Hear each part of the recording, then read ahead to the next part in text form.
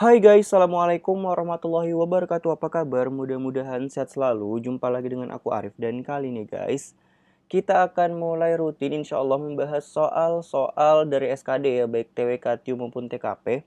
Sebagai persiapan teman-teman untuk menghadapi tes SKD nanti. Dan kita akan ngebahas sesuai dengan kisi-kisi terbaru, sesuai dengan Permen Pan RB nomor 27 tahun 2021. Makanya teman-teman jangan lupa untuk subscribe biar kita bisa belajar bareng ya. Dan kali ini kita akan ngebahas mengenai kisi-kisi TWK di materi pilar negara. Oke teman-teman, seperti biasa sebelum kita ke informasinya, jangan lupa untuk klik tombol subscribe dan klik juga tombol lonceng di sampingnya biar nanti kalian dapat notifikasi kalau aku udah upload video-video terbaru. Share juga videoku ke teman-teman kalian dan jangan lupa juga untuk follow akun Instagramku di @muhammadarifm. Sebelum kita lanjut, buat teman-teman semua, aku pengen rekomendasikan buku yang nantinya akan dapat free mentoring dengan mentor profesional. Dan kalian yang udah beli buku bakal di-invite di grup khusus untuk belajar bareng yang mana nanti kalian bakal dibimbing langsung oleh mentor profesional. Sekarang kalian order aja, aku udah cantumkan linknya di bawah. Atau kalian bisa cari juga tokonya di Shopee di toko Idola CPNS. Buat teman-teman juga yang pengen paket lengkap rekomendasi persiapan CPNS selain buku SKD, kalian juga bisa ikutan bimbel online di jadicpns.com. Karena di bimbel ini udah tersedia ribuan soal-soal SKD dengan sistem CATBK ini tentunya udah terupdate dan ada pembahasannya juga, teman-teman gak usah khawatir. Dan ini juga soal-soalnya itu udah mencakup soal-soal CPNS yang pernah muncul dan prediksi soal-soal yang akan muncul. Dan teman-teman juga jangan khawatir karena pada bulan ini itu lagi ada diskon potongan harga sebesar 27.000 dengan menggunakan kode dunia CPNS. Oke, tanpa berlama-lama lagi kita langsung aja ke latihan soalnya. Nah, kali ini aku bakal nunjukin soalnya terlebih dahulu ke teman-teman. Jadi kalian coba untuk mengerjakan terlebih dahulu dan aku minta teman-teman ngerjain dengan ngasih batas waktu ya. Jumlah soalnya ada 20, di mana nanti akan dibagi menjadi dua bagian, 10 soal pertama dan 10 soal kedua. Jadi teman-teman, aku harapkan kalian bisa ngerjain 20 soal ini dalam waktu 10 menit. Ya, karena aku pengen teman-teman kan nanti ketika ngerjain soal SKD itu kalian ada waktunya ya. Jadi sebisa mungkin dari sekarang juga teman-teman mulai membiasakan diri untuk ngerjain soal dengan cepat dan tepat ya. Jadi cepat dan tepat.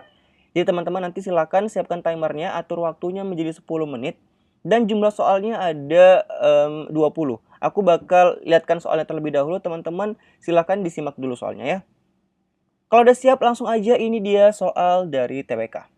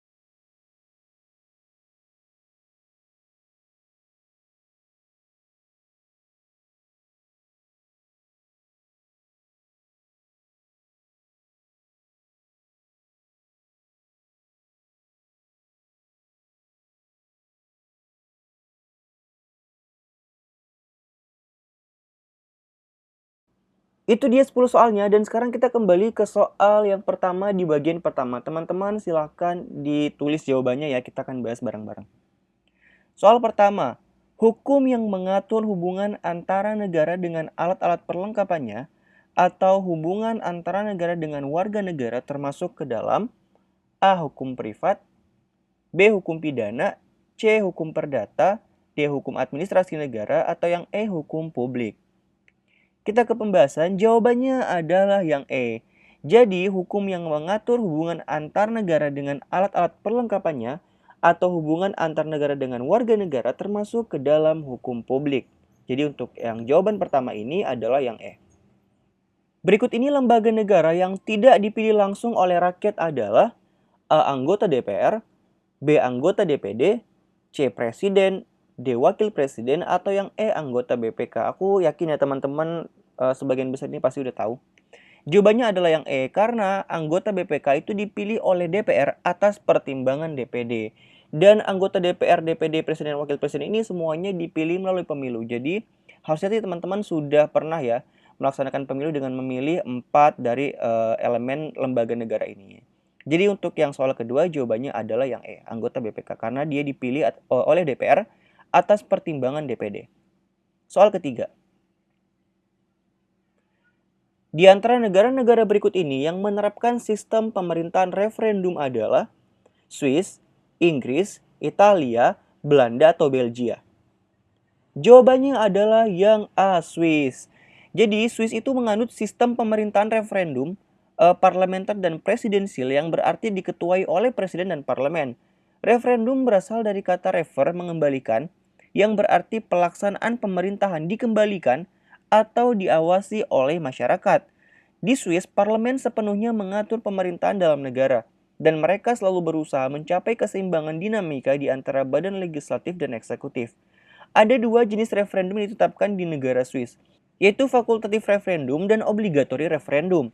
Fakultatif referendum adalah jika penduduk menolak suatu hukum, mereka harus bisa mendapatkan 50.000 tanda tangan yang tidak menyetujui hukum tersebut dalam waktu 100 hari.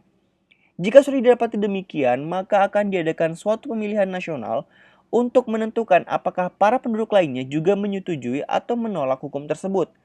Ini adalah tipe referendum yang sering digunakan. Obligatory referendum adalah suatu kewenangan untuk penduduk agar dapat membuat suatu amandemen konstitusi apabila mereka mendapatkan 100.000 tanda tangan yang menyetujuinya dalam waktu 18 bulan. Kita lanjut ke soal yang keempat.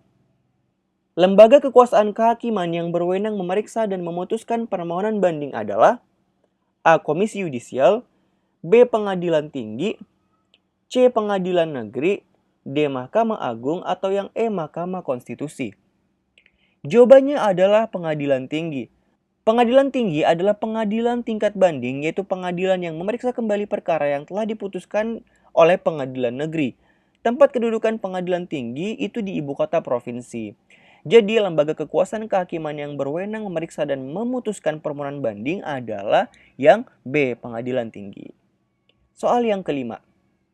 Suatu model atau pola pikir sebagai upaya untuk melaksanakan perubahan yang direncanakan disebut rencana pembangunan, paradigma pembangunan, strategi pembangunan, pola pembangunan, atau upaya pembangunan. Jawabannya adalah yang B, paradigma pembangunan. Ya, paradigma pembangunan adalah suatu model pola yang merupakan sistem berpikir sebagai upaya mewujudkan perubahan yang direncanakan sesuai dengan cita-cita kehidupan bermasyarakat, menuju hari esok yang lebih baik secara kuantitas maupun kualitasnya. Hakikat kedudukan Pancasila sebagai paradigma pembangunan nasional mengandung suatu konsekuensi bahwa di dalam semua aspek pembangunan, nilai-nilai Pancasila harus mewarnai jiwa pembangunan baik dalam perencanaan, pelaksanaan, pengorganisasian, pengawasan maupun dalam evaluasinya. Pembangunan yang dilakukan di berbagai bidang kehidupan ini adalah untuk meningkatkan harkat dan martabat masyarakat Indonesia berdasarkan nilai kodrat manusia. Jadi, suatu model atau pola pikir sebagai upaya untuk melaksanakan perubahan yang direncanakan disebut juga sebagai paradigma pembangunan. Jawabannya adalah yang B. Kita lanjut ke soal yang keenam.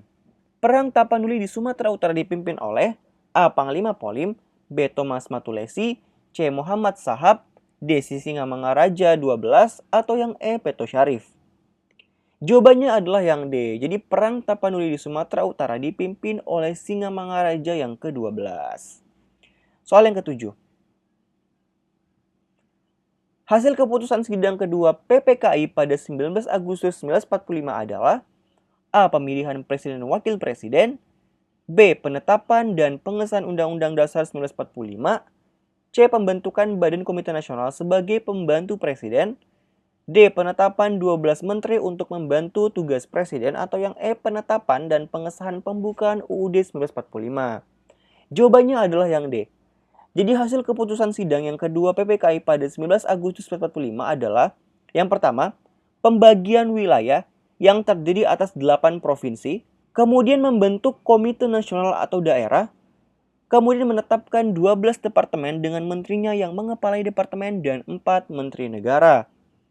Maka jawabannya adalah yang D ya. Kenapa? Di sini kan juga ada yang membentuk komite nasional dan di sini juga ada pembentukan badan komite nasional. Jadi pembentukan Badan Komite Nasional ini dibentuk pada sidang pertama ya, sidang pertama PPKI. Jadi yang lebih tepatnya adalah yang D, karena yang C ini adalah hasil keputusan pada sidang pertama PPKI. Kita lanjut ke soal yang ke-8. Rumah adat Tongkonan berasal dari provinsi A. Sulawesi Selatan, B. Sulawesi Utara, C. Sulawesi Tengah, D. Sulawesi Tenggara, atau yang E. Maluku. Jawabannya adalah yang A. Jadi rumah adat untuk Sulawesi Selatan itu adalah rumah Tongkonan. Untuk yang Sulawesi Utara itu rumah Mongondo, Mongondo ya sebutannya ya. Rumah adat Sulawesi Tengah itu rumah Saoraja. Rumah adat Sulawesi Tenggara rumah Istana Buton, dan rumah adat Maluku itu rumah Baleo ya. Jadi untuk rumah adat Tongkonan itu dari Provinsi Sulawesi Selatan. Kita lanjut ke soal yang ke-9. Sebagai akibat diterapkannya politik ekonomi liberal pada akhir abad ke-19, terjadi pemindahan penduduk ke industri seperti di bawah ini, kecuali industri gula, industri kelapa sawit, industri teh, industri kopi, atau industri tembakau. Jawabannya adalah industri gula. Sebagai akibat dari diterapkannya politik ekonomi liberal pada akhir abad ke-19, itu terjadi pemindahan penduduk ke industri yang pertama, itu perkebunan tembakau di Deli, Sumatera Utara, kemudian perkebunan tebu di Jawa Tengah dan Jawa Timur, perkebunan kina di Jawa Barat, kemudian perkebunan karet di Sumatera Timur, perkebunan kelapa sawit di Sumatera Utara, dan perkebunan teh di Jawa Barat dan Sumatera Barat. Jadi kecualinya adalah yang industri gula ya, yang A. Soal ke-10, delegasi Pakistan pada konferensi Pancanegara di Bogor 28 Desember 1994 adalah A. Jawaharlal Nehru, B. Muhammad Ali, C. UNU, D. Ali Jinnah, atau yang E. Sarjon Kotewala. Jawabannya adalah Ali Jinnah, ya yang D. Delegasi Pakistan pada konferensi Pancanegara di Bogor 28 Desember 1954 adalah Ali Jinnah. Ini adalah jawaban dari bagian pertama. Teman-teman silakan dikoreksi benarnya berapa ya. Kita ke bagian yang kedua. Yang pertama, peraturan yang dianggap sebagai suara hati manusia, aturan hidup tentang perilaku baik dan buruk berdasarkan kebenaran dan keadilan disebut norma agama, norma kesusilaan, norma kesopanan, norma keadilan, atau norma hukum. Jawabannya adalah norma kesusilaan. Norma kesusilaan yaitu norma atau peraturan yang dianggap sebagai suara hati manusia, aturan hidup tentang perilaku baik dan buruk berdasarkan kebenaran dan keadilan. Soal yang kedua. Monarki merupakan paham di mana kerajaan merupakan sumber utama dari kesejahteraan negaranya. Negara manakah yang masih menerapkan ideologi ini? Apakah Amerika Serikat, Australia, Brunei Darussalam, Rusia, atau Jerman? Jawabannya adalah Brunei, yang C ya. Jadi monarki itu merupakan paham di mana kerajaan merupakan sumber utama dari kesejahteraan negaranya. Saat ini masih ada beberapa negara yang menganut paham monarki, diantaranya adalah Brunei Darussalam, Arab Saudi, dan lain sebagainya. Jadi pusat kekuasaan tertinggi adalah raja yang memerintah dan segenap keturunannya. Jadi jawabannya adalah yang C, Brunei Darussalam. Sebelum lanjut, jadi buat teman-teman semua aku mengingatkan lagi, kalian jangan sampai meremehkan soal-soal yang kelihatannya mudah.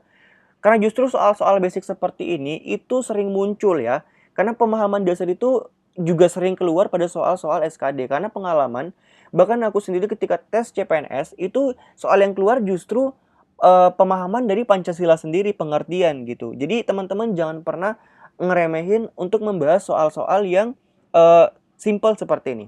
Oke, kita lanjut. Soal ketiga, secara harfiah Pancasila itu diartikan A. 5 pedoman kebangsaan, B. Dasar yang memiliki 5 unsur, C. 5 komponen penting, D. 5 unsur hidup manusia, atau yang E. Falsafah yang memiliki 5 pedoman bernegara.